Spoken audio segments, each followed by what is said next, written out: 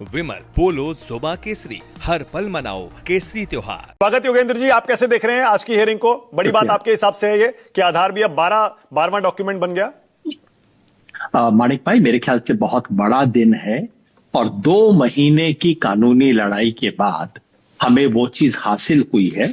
ऐसा नहीं है कि पूरी विक्ट्री मिल गई है, ऐसा नहीं है कि वो तमाम चीजें हो गई हैं जो हम चाहते हैं। कानूनी लड़ाई आगे और बहुत लंबी है, लेकिन उस कानूनी लड़ाई में एक निर्णायक जीत आज हासिल हुई है। ये बात सच है कि ये जीत 2 महीना पहले भी हासिल हो सकती थी, जब पहली बार 10 जुलाई को कोर्ट ने कहा, सुझाव के रूप में दिया। आप देखिए, शरीफ के लिए तो सुझाव काफी अच्छा होता है, समझदार के लिए इशारा काफी होता है।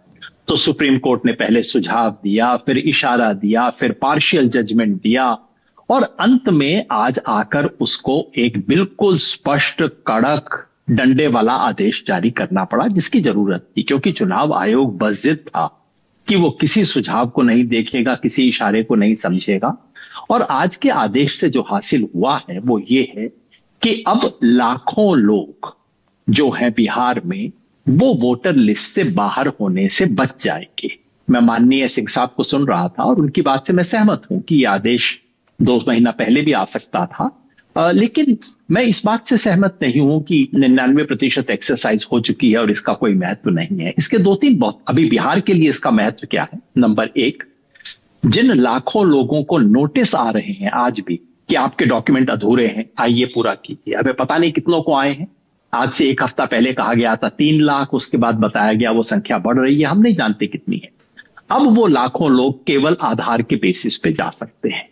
नंबर 2, जिन 16 लाख लोगों ने अप्लाई किया है, जिनसे डॉक्यूमेंट मांगे गए हैं, अब वो कह सकते हैं कि केवल मुझे आधार दिखाना है और कुछ नहीं दिखाना है। 65 लाख में से जितने लोगों ने वापस जुड़ने के लिए एप्लीकेशन दिया है, वो भी कह सकते हैं। और यही नहीं, जो अब भी मॉडिफिकेशंस हो रहे हैं, वो तमाम मॉडिफिकेशंस में जितने भी नए एप्लीकेशंस आ रहे हैं, सब आधार के बेसिस पे आ रहे हैं, आ सकते हैं। और याद रखिए, एसआईआर का आदेश केवल बिहार के लिए नहीं, ये आदेश पूरे देश के लिए है। तो जैसे ही आप कहते हैं कि वो 12वां दस्तावेज हो गया, इसलिए बेहद जरूरी है। अब तक चुनाव आयोग कह रहा था ये 11 और साथ में आधार भी, ये 11 या आधार इत्यादि, भाषा में अस्पष्टता थी। और इसलिए आज हमारे वकीलों को कहना पड़ा कि जब तक आप 12th डॉक्यूमेंट शब्द का इस्तेमाल नहीं करेंगे, तब तक चुनाव आयोग इसको लागू नहीं करेगा। मैं सुन रहा था और आप पूरी कहानी सुना रहे थे कि क्या क्या खेल हुए आज सुप्रीम कोर्ट के अंदर, और चुनाव आयोग के वकील ने क्या संभव कोशिश नहीं की इससे बचने की कि भाई ये आदेश ना आए। लेकिन उसके बाद यह आदेश आया है और स्पष्ट जब लिखा गया है कि 12वां दस्तावेज के रूप में स्वीकार किया जाएगा, इसका मतलब है कि पूरे देश में अब आधार स्वीकार किया जाएगा। तो आधार स्वीकार करने का महत्व क्या है? महत्व ये है मानक भाई, और हम इस दस्तावेजों में एग्जैक्टली जा भी सकते हैं कि जिन 11 दस्तावेजों को, ये मेरे पास लिस्ट है, जिन 11 दस्तावेजों को चुनाव आयोग अभी स्वीकार करता है, इनमें से अधिकांश दस्तावेज वो हैं, सिवाय मैट्रिक के सर्टिफिकेट के, जो 2, 5, 10, 12% लोगों के पास हैं बिहार में, और मोटे तौर पे यही स्थिति सारे देश में रहेगी।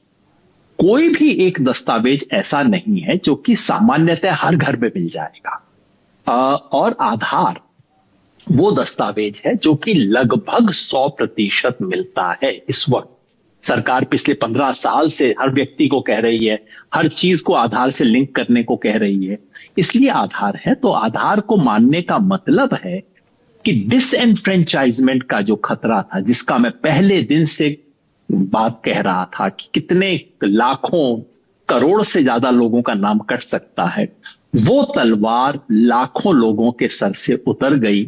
और पूरे देश के स्तर पे मैं कहूं तो कम से कम 10 करोड़ भारतीयों के सर से वो तलवार हट गई है। नहीं, योगेंद्र जी, तलवार हट गई, क्या आप थोड़ा जल्दबाजी नहीं कर रहे? क्योंकि जो ये 11 दस्तावेजों की लिस्ट है, ये तो इलेक्शन कमीशन खुल के कह रहा है कि भैया इनमें से कोई भी कंक्लूसिव प्रूफ ऑफ सिटीजनशिप नहीं है।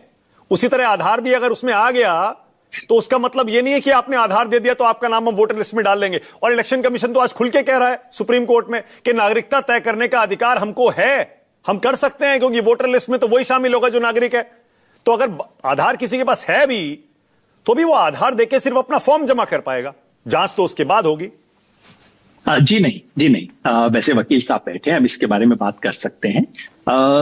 जो मैं समझता हूं अब तक जो था वो ये था कि ये जो 11 दस्तावेज हैं, इनमें से यदि आपने एक भी दस्तावेज जमा कर दिया तो आपकी एप्लीकेशन स्वीकार की जाएगी। केवल आप एप्लीकेशन देने का हक नहीं था, आपका नाम वोटर लिस्ट में जुड़ जाएगा और आपके नाम पे अब आपत्ति नहीं की जा सकती। इनमें से कोई एक दस्तावेज दिखा दे। तो ये 11 दस्तावेज खारिज नहीं हुए आज, और खारिज करने की कोई जरूरत नहीं। उस 11 में अब 12वां जुड़ गया है, तो इसका मतलब है कि उसका एग्जैक्टली वही स्टेटस होगा जो कि 11 दस्तावेजों का था।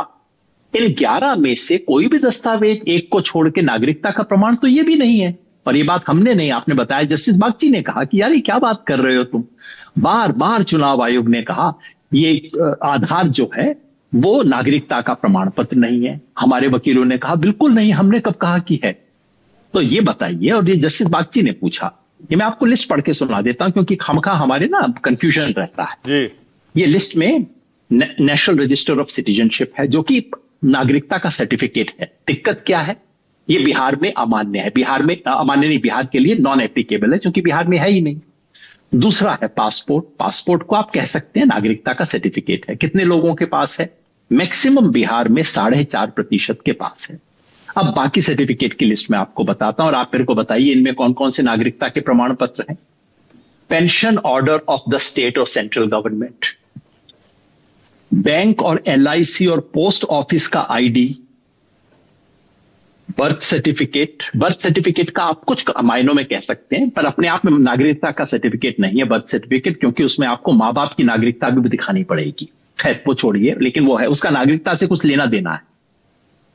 परमानेंट रेजिडेंट सर्टिफिकेट, आपने देखा होगा बिहार के अंदर ये वो सर्टिफिकेट है जो कि डोनाल्ड ट्रंप को भी मिल चुका है, जो कि सोनालिका ट्रैक्टर को भी मिल चुका है, और बिहार के एक कुत्ते को भी सौभाग्य मिला था ये सर्टिफिकेट लेने का। इसको आप नागरिकता का सर्टिफिकेट तो नहीं बताएंगे। Forest right certificate, forest right का पट्टा भैया कहां से नागरिकता का सर्टिफिकेट हो गया। जाति प्रमाण पत्र, जाति का प्रमाण पत्र तो है लेकिन नागरिकता का तो नहीं है। Family register, land house allotment certificate.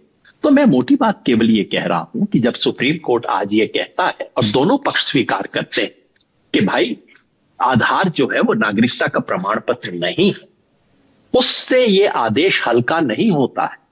क्योंकि हमारे, और हम साबित भी नहीं करना चाहते थे कि आधार कोई नागरिकता का प्रमाण पत्र है, हम तो केवल इतना कहना चाहते थे कि बाकी 11 को जो आपने स्टेटस दिया है बस वो स्टेटस आप इसको भी दे दीजिए, और वो स्वीकार हो गया है। ओके, आप बिल्कुल आपने